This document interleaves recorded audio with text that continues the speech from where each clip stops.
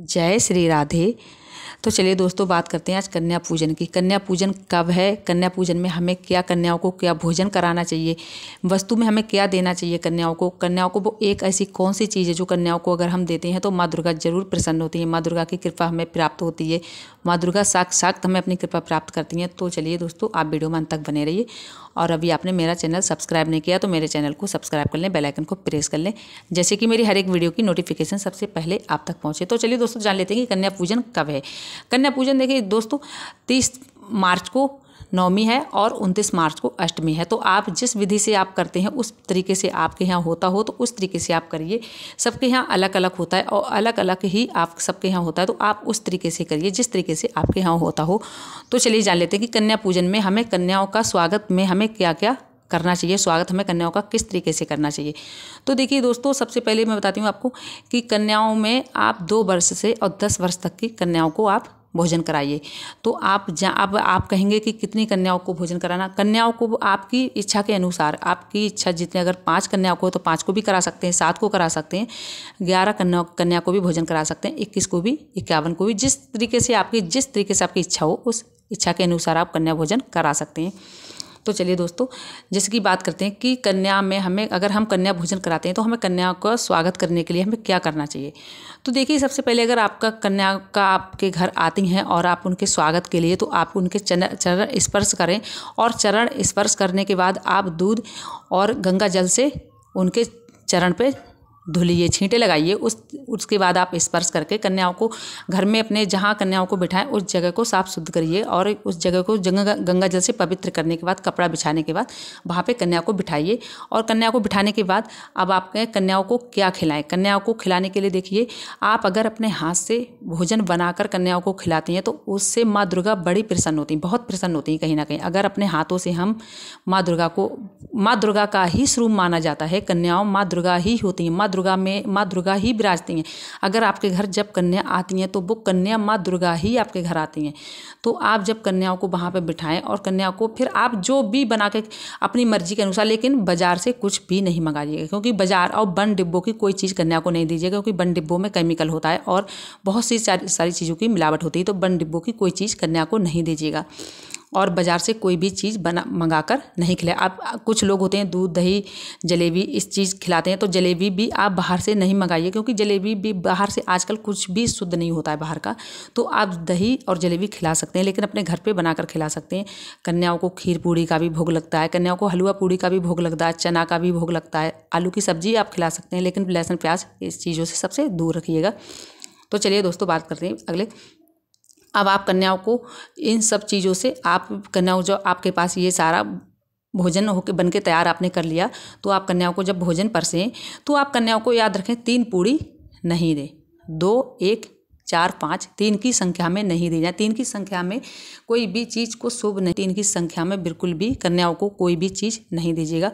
कन्याओं को जो भी दें आप, तो 2 की या 4 की, 5 की संख्या में, 3 की संख्या में बिल्कुल भी नहीं दें। फिर आप कन्याओं को भोजन परसिए और भोजन परसते समय कन्याओं से साथ साथ बोलते जाइए आप मन ही मन में कि माता दुर्गा का ही रूप होता है। तो माता दुर्गा का ही रूप आप समझकर उनसे आप अपनी मनोकामनाएं, मन चाहे आपके मन में जो भी आ जाए, तो उस तरीके से आप बात कर सकते हैं, माँ दुर्गा से कह सकते हैं अपनी मनोकामनाएं। क्योंकि कोई भी व्यक्ति इस दिन का बहुत बेसब्री से इंतज़ार करता है, काफ़ी समय से इंतज़ार करता है कि नवरात्रि आए और हम अपनी मनोकामनाएं माँ से पूर्ण करवाएं। क्योंकि तो आप ज़रूर अपने ये बात ज़रूर ध्यान रखिएगा, आप जब भी कन्याओं को भोजन कराइए तो आपके मन में जो भी आप अपने कुछ भी, जैसे कितने काम हमारे होते हैं जो हमारे काम बनते नहीं, हम चक्कर काटते रहते हैं कोर्ट कचहरियों के, कहीं के भी घर में बीमारी रहती, कुछ भी रहती, तो ये सारी जो भी आपके मन में कुछ भी बात आ रही, तो माँ दुर्गा का स्वरूप समझ के ही कन्या से मन ही मन में बोलते जाइए कि हमारी ये माँ ज़रूर इच्छा पूर्ण करें आप, और हमारी अगर कोई भी गलती है तो हमारी गलती ज़रूर माफ़ करें। इस तरीके से आप कन्याओं को बोलते जाइए।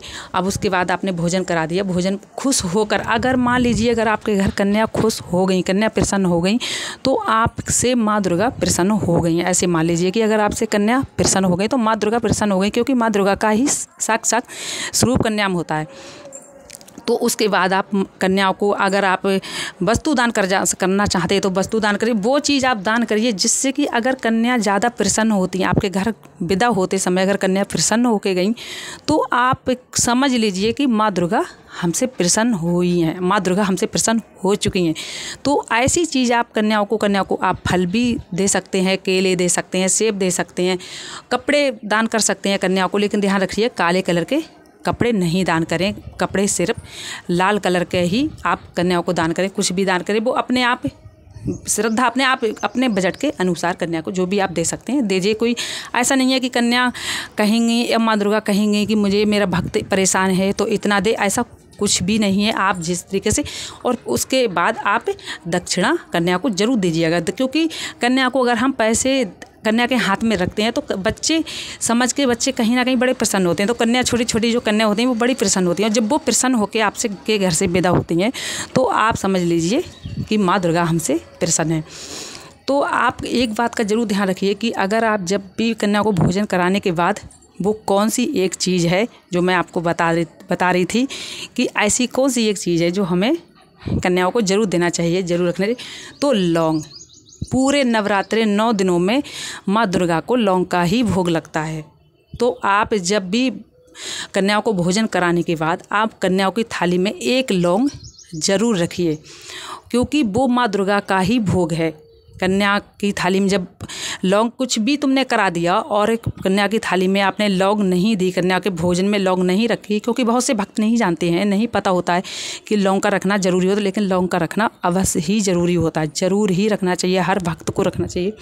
तो आप एक चीज़ ये बिल्कुल भी नहीं भूलिएगा, लौंग ज़रूर रखिएगा कन्या की थाली में। और जैसे भी कन्या की थाली में आप लौंग रखने के बाद कन्या को विदा करें तो कन्या को विदा करते समय कन्या के चरण स्पर्श करें, चरण छुएं उनको दक्षिणा देने के बाद। और कन्या को जब विदा करें तो विदा करते समय ज़रूर आप अपनी मनोकामना बोलें, ज़रूर आप ध्यान रखिए, क्योंकि अगर आप कन्या को आपने ऐसे ही विदा कर दिया और कुछ भी नहीं बोला, वैसे तो सभी कहते हैं कि कन्या को विदा, माँ दुर्गा को विदा नहीं करना चाहिए, लेकिन ये भी एक होता है, करते ही हैं, होता ही है। तो आप जब भी बोलें ऐसे ही नहीं भेजें कि आपने उठे और कन्या को भेज दिया, सब कुछ दे दिया, दक्षिणा दे दी, वस्त्र भी दे दिए, कुछ भी आपने जो भी देना था वो दे दिया और कन्या को भेज दिया, ऐसे बिल्कुल भी नहीं। आप कन्या को अच्छे से विदा करें, माँ दुर्गा का ही स्वरूप मान के विदा करें, और विदा करते करते आप अपने मन चाहे मनोकामनाएं बोलते रहें माँ दुर्गा से, कन्या से।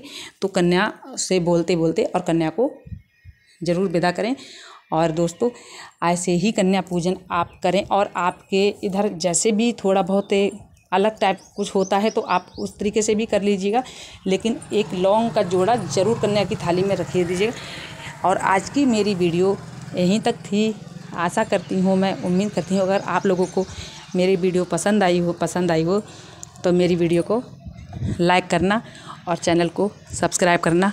और दोस्तों कोई भी गलती हुई हो तो मुझे कमेंट में ज़रूर लिखना, मुझे ज़रूर बताना। अगर आप मुझे बताएंगे तभी मुझे पता लगेगा कि मुझसे क्या गलती हुई है, और मैं उस चीज़ को ध्यान भी रखूँगी, और मुझे आपका सुझाव भी बहुत अच्छा लगेगा। तो दोस्तों आप मुझे ज़रूर कमेंट में बताइए अपना सुझाव। तो आज की मेरी वीडियो यहीं तक थी, अगली वीडियो में फिर मिलूँगी। जब तक के लिए जय जय श्री राधे।